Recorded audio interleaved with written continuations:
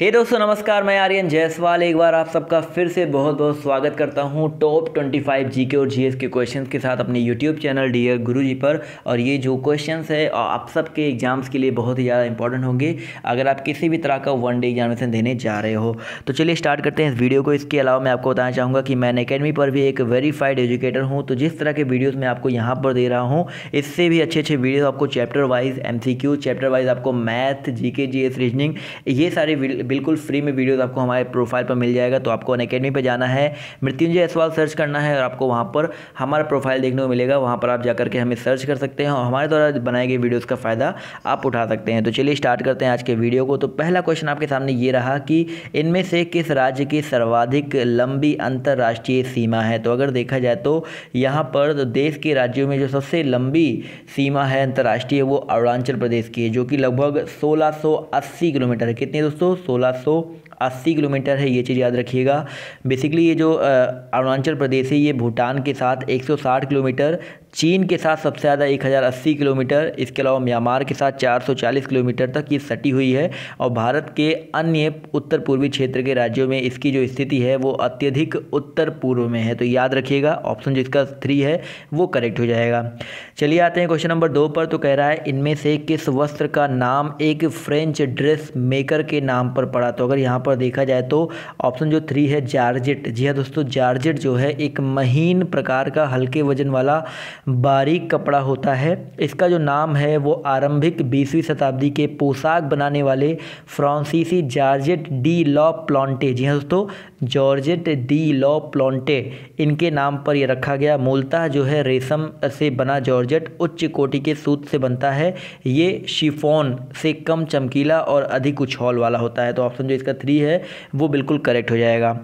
Question number 3 कह रहा है दोस्तों आपसे यहाँ पर कि सिख धर्म के संस्थापक कौन थे। अगर हम बात करें दोस्तों सिख धर्म के बारे में तो सिख धर्म के जो संस्थापक थे वो गुरु नानक थे। तो ऑप्शन जिसका 3 है वो बिल्कुल करेक्ट हो जाएगा दोस्तों। लगभग 30 मिलियन अनुयायियों सहित सिख धर्म विश्व का 5वां सबसे बड़ा संगठित धर्म माना जाता है। भारत में पंजाब जो पंजाब है वो विश्व का एकमात्र सिख बहुमत वाला राज्य है।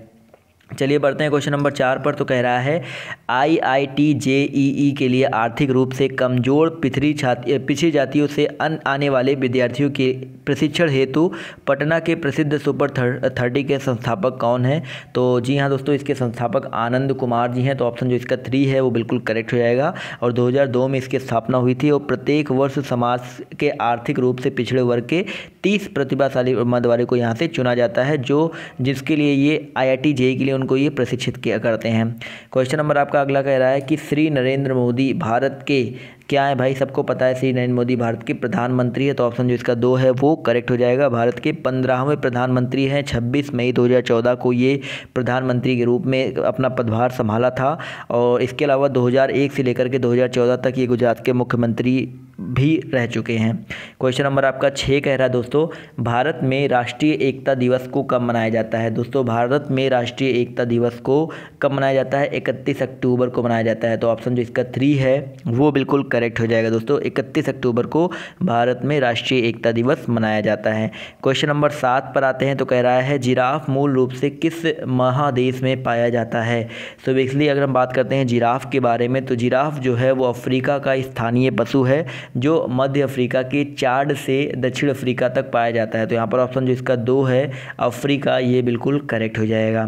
क्वेश्चन नंबर 8 कह रहा है दोस्तों यहाँ पर सूमो किस देश की एक पारंपरिक कुश्ती है। सो बेसिकली जो सूमो है दोस्तों ये एक पूर्ण स्पर्श कुश्ती स्पर्धा वाला खेल है और ये देखा जाए तो आपका जापान की एक पारंपरिक कुश्ती है। तो ऑप्शन नंबर इसका जो 2 है वो बिल्कुल करेक्ट हो जाएगा। जी हाँ दोस्तों, चलिए आते हैं क्वेश्चन नंबर 9 की तरफ। तो क्वेश्चन नंबर 9 आपसे कह रहा है कि किसके दरबार में अमीर खुसरो एक प्रसिद्ध कवि थे। अगर हम बात करते हैं अमीर खुसरो के बारे में तो अमीर खुसरो जो थे वो दिल्ली सल्तनत के 7 से अधिक शासकों के शाही दरबारों से संबंधित थे, लेकिन ये अलाउद्दीन खिलजी के दरबार में राज कवि थे। इनकी एक पुस्तक थी खुजैनुल उल फुतूह, इसमें अलाउद्दीन के युद्धों और प्रशासनिक सेवाओं का उल्लेख भी किया गया। याद रखिएगा खुजैनुल उल फुतूह। तो यहाँ पर देखा जाए तो ऑप्शन जो इसका 2 है वो बिल्कुल करेक्ट हो जाएगा।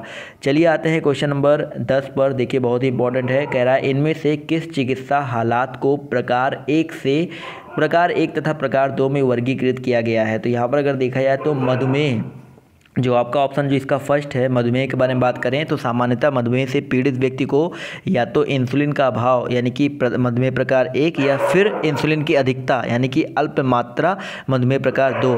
तो यहाँ पर जो देखा जाए तो ऑप्शन जो इसका फर्स्ट है, मधुमेह को 2 प्रकार के भागों में वर्गीकृत किया गया है। चलिए आते हैं दोस्तों क्वेश्चन नंबर 11 पर। तो कह रहा है आपसे यहाँ पर भारतीय सशस्त्र बलों का मुख्य सेनापति कौन होता है। दोस्तों भारतीय सशस्त्र बलों का मुख्य जो सेनापति होता है वो आपका भारत का राष्ट्रपति होता है। तो यहाँ पर देखा जाए तो ऑप्शन 4 जो है वो बिल्कुल करेक्ट हो जाएगा, भारत का राष्ट्रपति। चलिए आते हैं अगले क्वेश्चन पर। तो अगला क्वेश्चन आपसे यहाँ पर कह रहा है कि इनमें से किस ग्रह की सतह ठोस नहीं है। तो अगर देखा जाए तो किस ग्रह की सतह ठोस नहीं है, तो बृहस्पति ग्रह की। जी हाँ दोस्तों, बृहस्पति ग्रह जो इसकी सतह ठोस नहीं है। इसके अलावा जो आपके बुध, शुक्र, पृथ्वी, चंद्रमा, मंगल और इसके जो उपग्रह हैं या क्षुद्र ग्रह हैं, ये बेसिकली अगर देखा जाए तो ये बेसिकली इनके सतहें ठोस होती हैं, जबकि आपके ये और जो ये समझ लो कि जो आंतरिक ग्रह होती हैं उनकी सतहें ठोस होती हैं, और जो बाह्य ग्रह होते हैं जैसे कि बृहस्पति, शनि, अरुण, वरुण, ये आदि इनके जो बाह्य ग्रह होते हैं ये बेसिकली गैसीय गोले के हिसाब से होते हैं, इनकी सतह ठोस नहीं होती है। तो ऑप्शन जो इसका फर्स्ट है वो बिल्कुल करेक्ट हो जाएगा। क्वेश्चन नंबर 13 कह रहा है बिहार राज्य में भोजन के रूप में इस्तेमाल किए जाने वाले लिट्टी में कौन सा मुख्य पदार्थ भरा जाता है। तो जो लिट्टी होता है दोस्तों, लिट्टी गेहूं के आटे और सत्तू से बना होता है। तो देखा जाए तो उसके अंदर जो सत्तू होता है वो भरा जाता है। तो ऑप्शन जो इसका 4 है वो बिल्कुल करेक्ट हो जाएगा, जिससे बिहार का ये बहुत ज़्यादा फेमस है, बहुत सारे गाने भी इसके ऊपर बन चुके हैं लिट्टी के बारे में।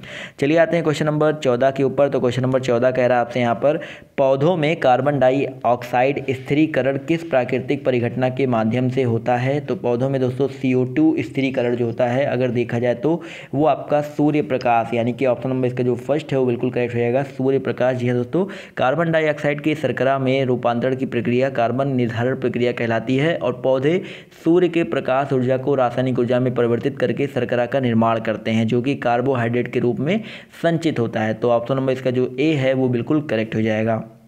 क्वेश्चन नंबर 15 पर आते हैं दोस्तों। कह रहा है क्रिकेट खेल के अलावा और किस खेल में स्ट्राइकर होता है। तो बचपन में सबने खेला भाई कैरम बोर्ड, कहते हैं भाई स्ट्राइकर। तो यहाँ पर ऑप्शन नंबर इसका जो 3 है वो बिल्कुल करेक्ट है। कैरम दोस्तों जो होता है वो मारो और जेब में डालो एक ऐसा खेल है जो कि पूर्वी लोगों का खेल बिलियर्ड्स और सफल बोर्ड से मिलता जुलता है, और इस खेल में जो स्ट्राइकर यानी कि जो मारक होता है उससे हम लोग गिट को मारते हैं। तो ऑप्शन जो इसका 3 है वो बिल्कुल करेक्ट हो जाएगा।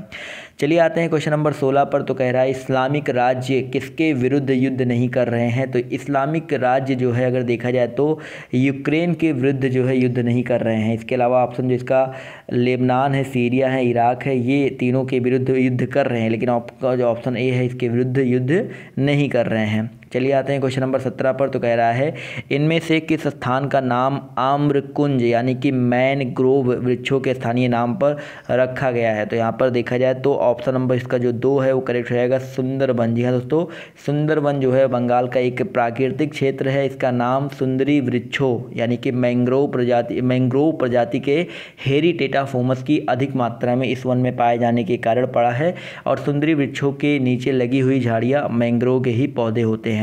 चलिए आते हैं क्वेश्चन नंबर 18 पर दोस्तों। कह रहा है झारखंड के मुख्यमंत्री का नाम बताइए। तो बेसिकली झारखंड के जो मुख्यमंत्री हैं उनका नाम क्या है। तो आपको इसका जवाब जो है कमेंट करके बताना है। ये आपका पहला होमवर्क है, आपको हर वीडियो में मैं आपको एक होमवर्क देता हूँ, इसका जवाब जो है आपको कमेंट करके देना होता है। चलिए आते हैं अगले क्वेश्चन पर। तो अगला क्वेश्चन आपका यहाँ पर कह रहा है कि यदि आप किले में हैं तो आप किस शहर में हैं। लाल किले में, माफ़ कीजिएगा, अगर लाल किले में है तो अगर देखा जाए तो आप दिल्ली शहर में हैं। तो बहुत ही आसान सा क्वेश्चन था। तो ऑप्शन नंबर इसका जो 4 है वो बिल्कुल करेक्ट हो जाएगा।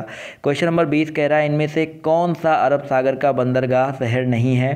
तो अगर देखा जाए तो कौन सा अरब सागर का बंदरगाह शहर नहीं है। तो ऑप्शन नंबर इसका जो 2 है वो बिल्कुल करेक्ट हो जाएगा। विशाखापट्टनम जो है वो अरब सागर का बंदरगाह शहर नहीं है। तो ऑप्शन जो 2 है वो बिल्कुल करेक्ट हो जाएगा। क्वेश्चन नंबर 21 पर आते हैं। देखिए क्वेश्चन नंबर 21 आपके सामने है, कह रहा है इनमें से कौन सा एशियाई देश भूबद्ध देश नहीं है। तो भूबद्ध देश कौन सा नहीं है, तो कंबोडिया। जी हाँ दोस्तों, कंबोडिया जो है बेसिकली उत्तर पश्चिम में थाईलैंड से, उत्तर पूर्व में लाओस से, पूर्व में वियतनाम से और दक्षिण पश्चिम में थाईलैंड की खाड़ी से घिरा हुआ है और यह भूबद्ध देश नहीं है। यह दक्षिण पूर्वी एशिया में भारत चीन प्रायद्वीप के दक्षिण हिस्से में स्थित है। तो ऑप्शन नंबर इसका जो 4 है वो बिल्कुल करेक्ट हो जाएगा। क्वेश्चन नंबर 22 पर आते हैं। तो कह रहा है कि वर्ष 1881 में भारत में शुरू की गई पहली पहाड़ी यात्री रेल कौन सी थी। माफ़ कीजिएगा, क्वेश्चन कह रहा है कि 1881 ईस्वी में भारत में शुरू की गई पहली पहाड़ी यात्री रेल कौन सी थी। तो यहाँ पर देखा जाए तो 1881 ईस्वी में एक पहाड़ी यात्री रेल का शुरुआत किया गया था, वो था आपका दार्जिलिंग हिमालय रेलवे। तो ऑप्शन नंबर इसका जो 4 है वो बिल्कुल करेक्ट हो जाएगा। जी हाँ दोस्तों, पश्चिम बंगाल के 2 जिलों जलपाईगुड़ी और सिलीगुड़ी को ये दार्जिलिंग से जोड़ती है। चलिए बढ़ते हैं क्वेश्चन नंबर 23 पर। तो CO किसका प्रतीक है, तो कार्बन मोनोऑक्साइड। याद रखिएगा, कार्बन मोनोऑक्साइड का प्रतीक है। तो कार्बन मोनोऑक्साइड एक रंगहीन, गंधहीन और स्वादहीन गैस है जो वायु से थोड़ी कम सघन है। चलिए आते हैं क्वेश्चन नंबर 24 पर। तो कह रहा है किस देवता के साथ रासलीला नृत्य जुड़ा हुआ है। तो किस देवता के साथ जुड़ा हुआ है, तो यहाँ पर श्री कृष्ण के साथ। तो ऑप्शन नंबर इसका जो 4 है वो बिल्कुल करेक्ट हो जाएगा। चलिए आते हैं क्वेश्चन नंबर 25 पर। तो कह रहा है निम्नलिखित में से कौन सी भारतीय ऑनलाइन रिटेल कंपनी है। तो यहाँ पर देखा जाए तो भारतीय ऑनलाइन रिटेल कंपनी कौन सी है, तो आपका जेबोंग। याद रखिएगा, ऑप्शन जिसका 4 है जेबोंग, ये ऑनलाइन रिटेल कंपनी है। और आपके यहाँ पर देखा जाए तो अमेजोन, ईबे और अलीबाबा ये भारतीय नहीं है। तो ऑप्शन नंबर इसका जो 4 है वो बिल्कुल करेक्ट हो जाएगा।